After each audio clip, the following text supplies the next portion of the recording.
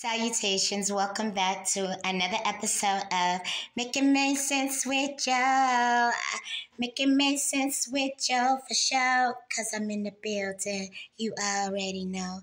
Today's topic is life is but cycles, spirit is eternal. What does that mean?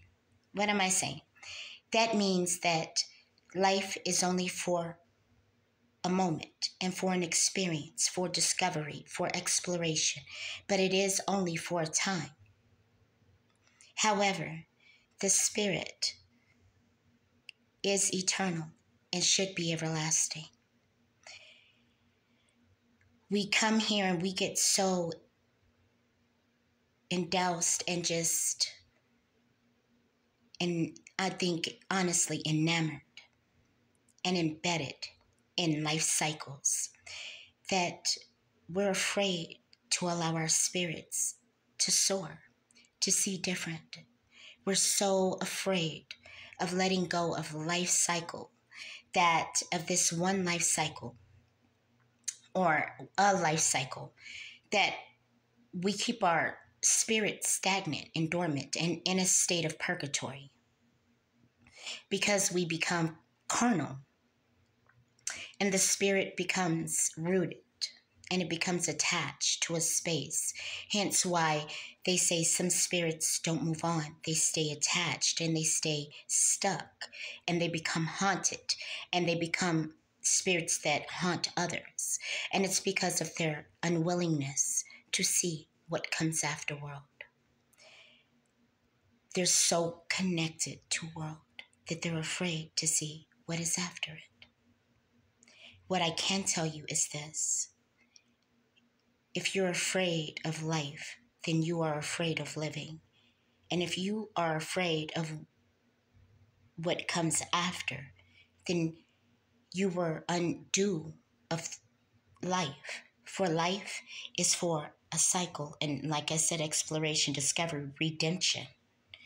But it is not for you to love life more than you love spirit, for you to love anything in this world or your flesh more than you love the very thing that houses, that is in-house of your shell.